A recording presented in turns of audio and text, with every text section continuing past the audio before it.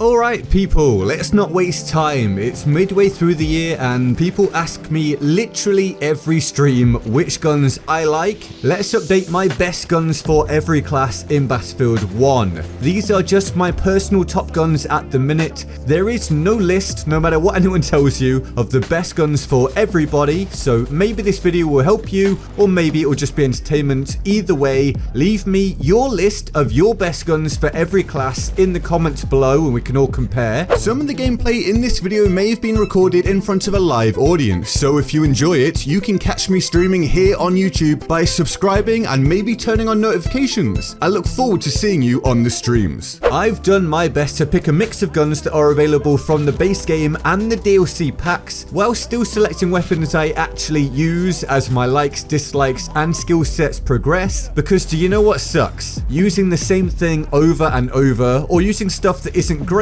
and not knowing why you're getting wrecked by the competition. But you know what also sucks? Your personal data being accessed against your wishes. Lucky for you, today's video sponsor can help you with that. A quick word about them and we'll start this list. Now, regular viewers know I only accept brand deals that I think will either be useful or entertaining to some of you out there. No taking money just for garbage stuff. And that's why we're featuring Proton Mail today. This is the world's largest encrypted email service in a world where technology is king for the vast majority of us now. So whether it's private work information, financial details, or personal conversations with family, friends, or otherwise, Proton Mail protects all of this with end-to-end zero-access encryption, rather than the more conventional email service, which also often uses this very same data to target you with ads. Proton Mail instead puts you first, allowing your information to stay yours rather than that of governments, hackers, or tech companies by utilizing anonymous email and Swiss privacy. Yes, Proton Mail is based in Switzerland to utilize their strong national privacy and security laws. Plus, recently released new Proton Mail represents the single biggest redesign since Proton Mail was first released 7 years ago. The new design focused upon ease of use, and you can create an account to try out Proton Mail and all of these benefits plus more using the link in the description. There's both free and paid for accounts available, whatever fits you and your needs, and the free account is a forever free plan with no ads. It also has a strict no logs policy and all apps are open source and audited,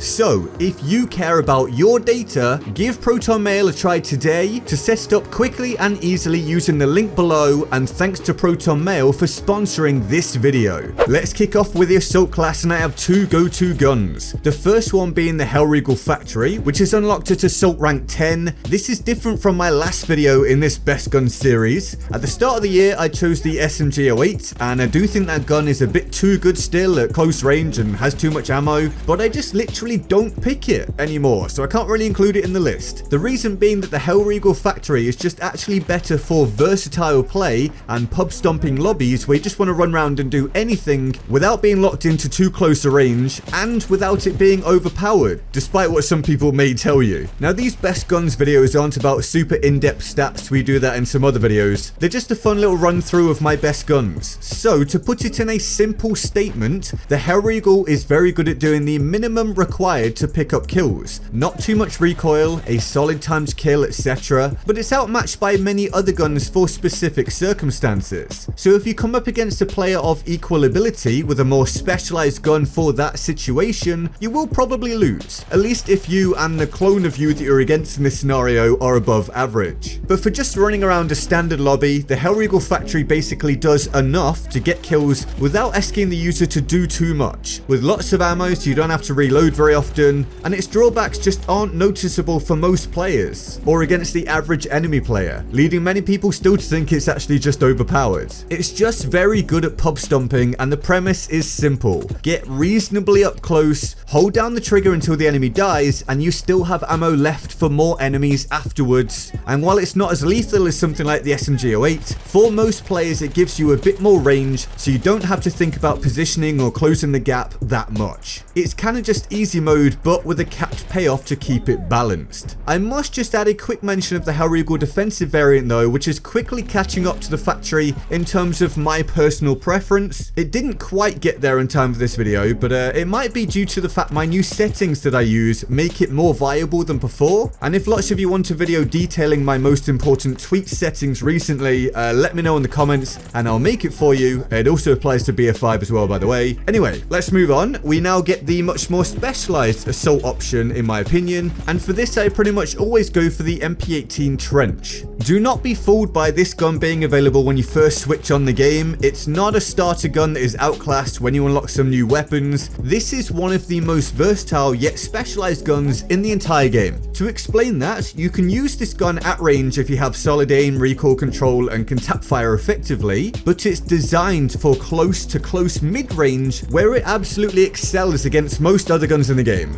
But more than that, it's the ultimate hip fire option in Battlefield 1. The distance the MP18 Trench can kill from while hip firing is fantastic. This therefore gives you the opportunity to get the drop on people at close range with no need to take time aiming down sight and lining up your shots. Plus you can outstrafe people by virtue of hip firing and moving without as much of an accuracy penalty, without moving as slowly while they try to do the same as they aim down sight. And while some SMGs can outstrip the MP18 for theoretical time to kill, they don't have this range utility and hip fire min-maxing, so with actual hit rate considered, without getting too in depth, the MP18 can beat out some conventionally more lethal options in certain 1v1 scenarios as long as the user is competent with it. Give it a go again if you tossed it aside a long time ago, get used to hip firing 90% of the time, and then throw some work in aiming down sight at range while tap firing. It's a truly fantastic weapon when you get to grips with it. Moving on and quickening up the pace, I have two guns for medic. Firstly is a gun my stream viewers see me use every day, the Fedorov Optical, which you need the French DLC to get hold of, by the way. This one also featured in my start of the year video for the best BF1 guns in my opinion, and the reasons are exactly the same. Nothing has changed here. This, in my opinion, is the best versatile medic weapon in the game, and it totally outdoes the far more popular Trench variant. If you can use the Fedorov Optical well, you can engage at a huge array of distances in a massive amount of circumstances and have a solid chance of winning that fight. No joke, it is not just a run and gun, hold the trigger down, mindless full auto weapon. That's what many think of it as, and it's why many use the Trench variant instead, to just lean into that close quarters playstyle without much difficulty involved. But the optical variant we're looking at is also a great CQC weapon. You just have to get used to aiming down sight a bit more so than with the Trench, so it does lose some hip fire viability, but at mid-range it is excellent. And simply do not get locked into just going full auto. I know everyone does, but I'd say 50% of my kills with this gun come from me tap firing. So going full auto at close range and tap firing further out to continue that consistency and lethality. Line the target up at mid to long range and tap fire. If you can get a solid tempo going, track the target and control the minimal recoil, you're gonna get kills. Using this weapon well totally invalidates some other guns in the medic class. I say that 100% seriously, at least for just casual public lobby play, which is what 99% of you are doing all the time. Put the time into it, it might not click at first, but as you get better and better and learn more about what the gun can do and what to avoid, it's a monster. If I had to choose one gun for any random situation in BF1 for the rest of my time playing it, it would be this one. But my alternative medic option is basically the opposite. It is the Selbstlader 1916 Marksman, which is available with the base game, because it's a great gun for just total pub stomping. If the user has the right skill set, that's the prerequisite. And you may see a theme forming of I'm selecting guns that are either versatile or are great for just getting lots of kills in casual lobbies, because I think that's what's going to benefit the vast majority of you out there. Now, if you aren't that able a player, this gun may not give you what you need. The idea behind this gun is that it's good enough at what it does that for an above average player, they can still kill enemies that have more conventionally lethal guns due to an ability gap, and then take advantage of the massive ammo capacity. So if you can use the Selb 1916 Marksman well, you can take down enemy after enemy after enemy, with generally a consistent 3-shot kill. It's reliable in that sense, so you know what you're going to get. You can understand the drawbacks of it not killing mega quickly, or if you miss shots, you're going to get punished, and then really hammer home its strong points. I personally find the marksman variant to be the best, as it fits where the weapon is strongest, mid to long range, while still being at least somewhat viable at close range if again you're decent. It's not designed to dominate in CQC, but if you can react quickly or just control your engagement distance, you'll be fine most of the time. And the marksman variant avoids the iron sights of the factory variant, which I don't like. I find them to obscure what I'm looking at, and as well the optical sights of the optical variant. I don't generally mind optical sights, but on this weapon, as it kicks a bit each shot, I tend to find the optical sight again obscures my tracking of the target due to that recoil. Not so with the marksman sight. So give it a go. It may not be for you, but if you can get it to work, you can get multiple kills or spam away bullets for a fair while before needing to even think about reloading. Great for casual public play. Now onwards to support. I've got two guns for this one, and both of them are in the base game. The first is the Huot low weight, which you'll unlock at support rank 10. I'll try not to talk too much here as this is dragging on longer than I expected, but this gun used to get dunked on for being bad, and it's just not. It really isn't. But not every player will connect with it, as is the rule with every gun, I guess. Now this LMG doesn't have the most ammo, the fastest time to kill or anything like that, but if you want a support weapon that you can do whatever you want with it without too many drawbacks, then the Huot low weight is a great choice. You don't have to focus too much on being stationary or prone like a lot of LMGs. There's not that much focus upon specific mechanics, which is unusual for BF1. Most guns require you to do very specific things. It's a consistent gun. You can run around with it or be passive. Just don't try and use it for purely CQC slaying or huge amounts of suppressive fire. It's not a big mag LMG or a close range focused option, basically meaning it falls comfortably into that gap between a lot of the LMGs in the game, just being a jack of all trades. I like it. Some of you will, some of you won't, but it's just simple and effective if used correctly.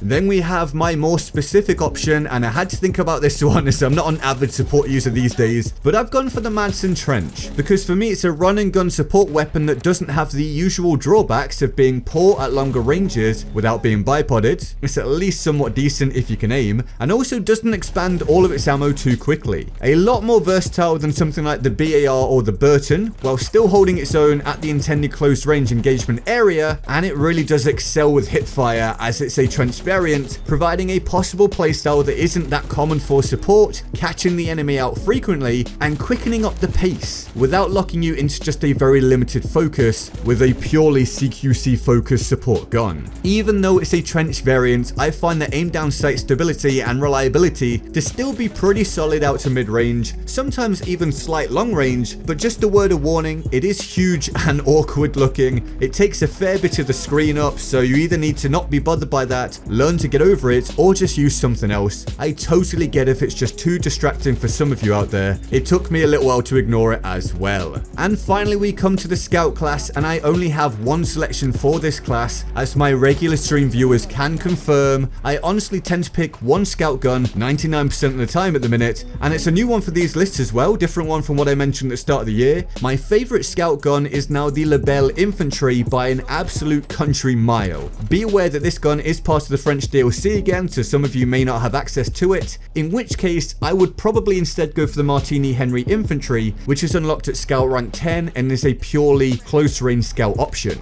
But as for the Lebel, I just love it. I connect with it completely. The sweet spot range is perfect for my playstyle, as the gameplay should hopefully illustrate. I can't honestly explain to you why I find it to be so good. It's just my perfect Scout gun, aside from the slightly long-winded reloads, but you can learn to reload cancel that animation to speed it up a bit. It may not be for you, I understand, but I had to be honest and say this is pretty much all I use in the Scout class now when I'm not doing a donation challenge. It's snappy, great for running and gunning, and I love it. Give it a try. If you like it, then great. If not, then no harm. Head off and find your favorite Scout weapon elsewhere. And therefore, that's my list of the best guns for each class in Battlefield 1 in mid-2021, according to me. So of course, let me know below what your list is, and thanks for watching. If you enjoyed and want to see more and support the channel, like and subscribe to join the friendliest community in Battlefield, guaranteed, and you get 10% cooler. Get into my Discord as well to find other people to chat to and play with, link in the description, along with all of my other social media such as Twitter and Patreon and Instagram. And here is the board of awesome for the epic people who do support the channel on Patreon. Thank you so much to all of you, and and of course, the channel members who get exclusive channel perks by hitting the join button below. And with all of that said, I'm GetGoodGuy, and I'll see you next time. Laters. And that vision seems extremely clear in this trailer. An open sandbox full of fun, possibilities, and those ever important only in Battlefield moments. For examples of that, look no further than the diving from a great height at the start of the trailer, much like some of you will have experienced in Battlefield 3,